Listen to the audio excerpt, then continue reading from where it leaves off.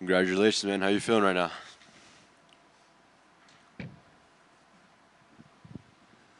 I feel amazing. I did not think the fight was going to go that quick, but I think ultimately just trusting in my skills and my team and the ultimate game plan of the fight clearly paid off. I think a lot of people didn't expect it to go that way. Obviously, Dana said that you were a big dog to go do what you did in that way. So how does it feel? Does it make it feel that much better the way you did it?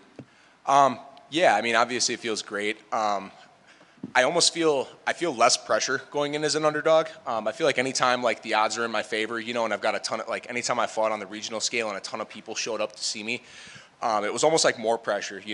I kind of like being the guy who's supposed to lose because it just relieves me of all of the tension and it's like I got nothing to lose.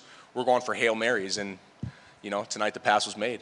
Sure, and I see you got the brown belt around you. Your opponent tonight, black belt, you still got the W. How does that feel as well? It feels great. It's actually funny. I was telling a bunch of the guys backstage a story yesterday. So my coach, Jake, he scheduled us an appointment at Battlefield Las Vegas. So we went to fire, a whole bunch of automatic weapons and stuff. It was super fun. And I was sitting on the bench, and I was like, he's a Brazilian with a black belt from Brazil. And I looked in my corner, and I'm like, or my coaches, and I'm like, if I submit him, I get a stripe on my purple belt. And my coach looks at me, he's like, we don't have to do shit. It just made me laugh, and they keep me in check, man, and I love that. I love having people around me who keep me in check and keep me humble, And ultimately, they had something planned for me, which is nice, man. I love my team. I'm so grateful for the people I'm surrounded with, man, and ultimately my gym and my coaches, my corner. Teammates and Pura Vida BJJ back in Milwaukee are the reason I'm here tonight. I'm a product of that program, those coaches, and that gym. Awesome. Congratulations on that. And obviously, finishing off the year very strong, getting the UFC contract. So if it was up to you, how fast do you want to turn around to make that debut? Dude, I'm going to go have fun tonight, but I'm going to be back in the gym on Saturday. I think I'm going to switch my flight and hang out here. I got 3 kids at home, man, and me and Mom never get a chance to get away. So I think I'm going to book us some alternate return flights, have fun maybe tomorrow, and then fly back home on Thursday. Probably, get the house and everything back together on Friday. It gets messy quick with 3 kids under 6 at home, man. So we'll get back organized on Friday, and I'll be back in the gym on Saturday, man. But like I said to Laura earlier, man, Anthony Hernandez and Michel Pereira are fighting, this Saturday in Denver. Dude, I'll take a flight from Vegas to Denver right now. I'll fill in the second they need me. I'm in shape now. Put me in, coach. They're actually fighting here at the Apex this weekend. Oh, really? I thought it was a Denver card. Shoot, I'll stay in Vegas if I got to, man. This city's fun. Even better. So do you know what obviously you want to have fun. Do you know what your itinerary looks like, or is it kind of where the day takes you?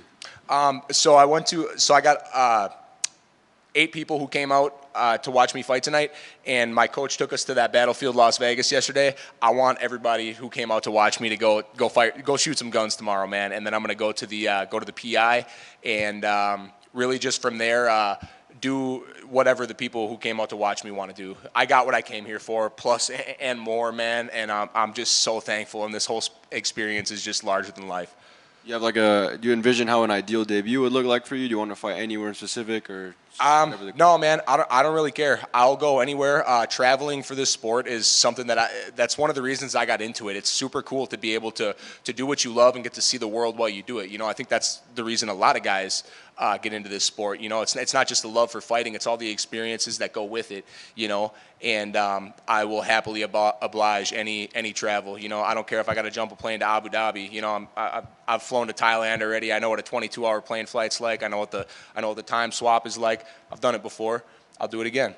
Sure. And this season we saw a lot of killers get contracts. And so how does it feel to be the very last fight of the show and obviously end it the way you did? Dude, the biggest, it was the most pressure because I'm in the back warming up with my corner, right? And I'm watching all these fights, and I'm like, man, these guys are having wars. Like, if I go out there and have a boring fight, they ain't gonna look at me again, And I'm like, how am I gonna stamp like the last episode or the last fight of the last episode of the season, And I think I did my job. Awesome, congratulations, man. Thank you, man. I appreciate it.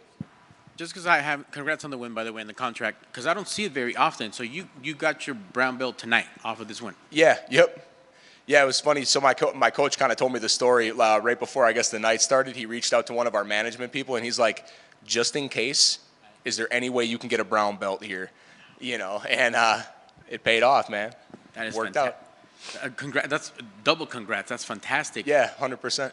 If you blinked, you missed it. It's just like a bat out of hell. Was there a little part of you that wanted to blitz this guy and lock in that submission? So I knew. I looked at. So I didn't watch any film. I took this fight last Monday. A teammate of mine got hurt, and I was coming off an 8-week camp to go fight in Iowa. A 1-0 guy who I can promise is happy he didn't get me in his draw. Sorry, 1 second. What was the question? I apologize, man. The blitz that you just ran through. Yeah.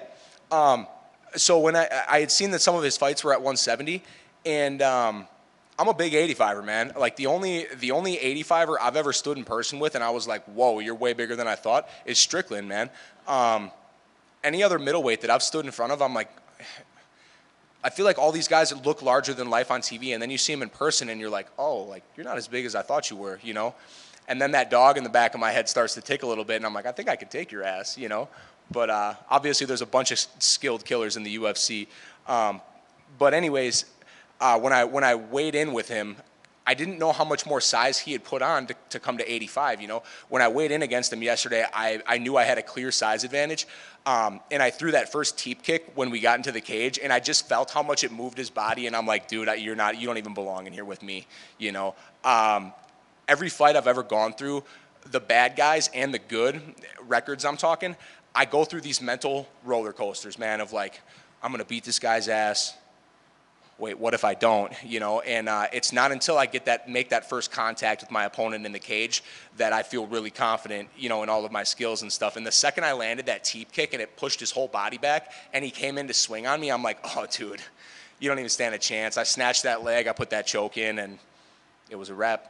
Yeah, because it seemed like the way you flipped them, it really did seem like two guys different weight classes. I could tell how much panic I had inflicted right away. So I had the deep choke in, like a traditional rear naked choke in right away.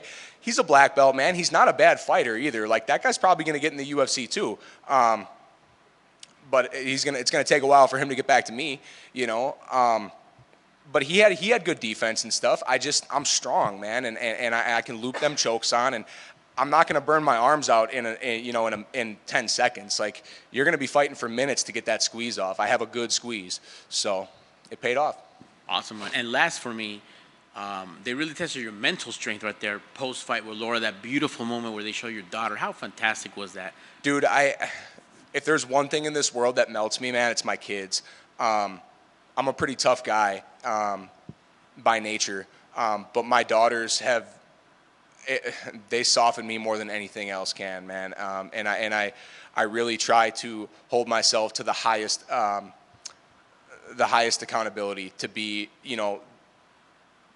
a good father to them and just, a father that they deserve, and part of this journey is for, like I said on camera before, for them to chase their dreams. They're watching dad go and live his now, and it's funny. It's probably just regular life for them now watching dad on TV, but I think they're going to grow old enough and realize at some point that like, whoa, like not everybody's dad does stuff like this, and I really hope they take it upon themselves to just chase whatever they want to do, because they got to watch dad do it firsthand. That's awesome, man. Well, congrats on the win. You made him proud, and welcome to the UFC. Thank you, man.